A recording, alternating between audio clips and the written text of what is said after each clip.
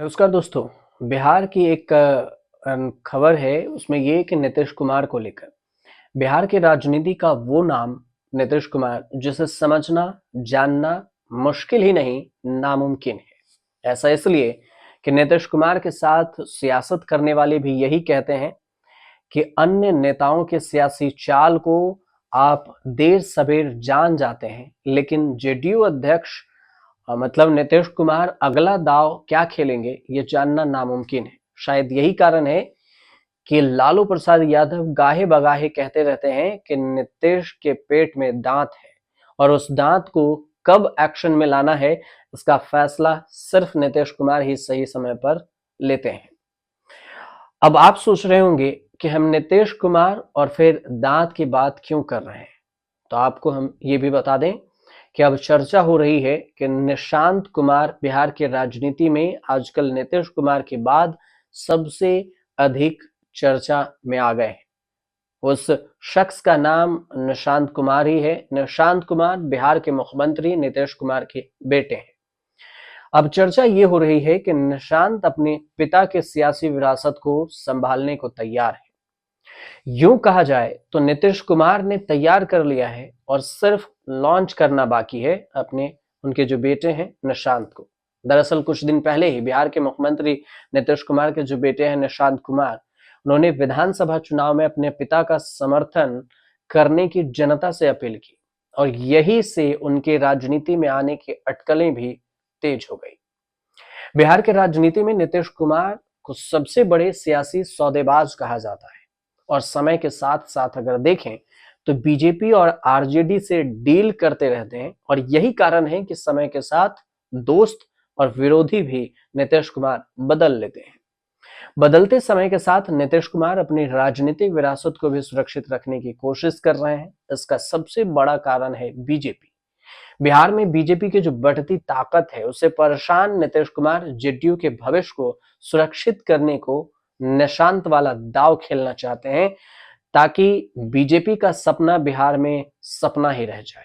मतलब नीतीश का एन वाला प्लान, निशांत वाला प्लान। भारतीय राजनीति में परिवारवाद कोई नई चीज नहीं है। उत्तर प्रदेश हो बिहार हो, अगर देखा जाए तो इस दोनों जगह पर यूपी और बिहार में भी यादव परिवारों से लेकर महाराष्ट्र की राजनीति में ठाकरे परिवार तक क्षेत्रीय दल अपनी निरंतरता बनाए रखने के लिए पारिवारिक नेतृत्व पर निर्भर रहे हैं। दूसरी पंक्ति में देखें तो बीजेपी भी पीछे नहीं है। नेतृत्व के बजाय पारिवारिक उत्तराधिकारी को भी प्राथमिकता दी जाती है और अब तक नीतीश कुमार इस सब से बचते रहे। लेकिन जब से निशांत कुमार का नाम सामने आया है तब से चर्चा हो रही है कि एक और परिवार अब सियासी विरासत की ओर आगे बढ़ रहा है। हालांकि अभी तक सीएम नीतीश की ओर से इसको लेकर कोई भी ऐलान नहीं किया गया है।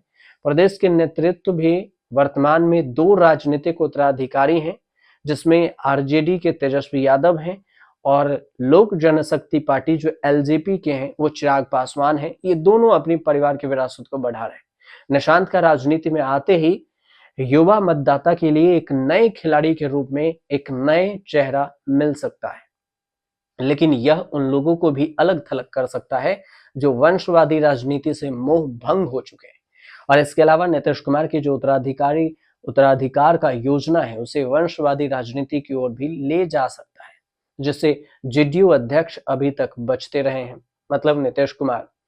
अब जो राजनीतिक पंडित हैं उनका यह अनुमान है कि नीतीश कुमार का यह फैसला जेडीयू को जिंदा रखने की प्रयास हो सकती है।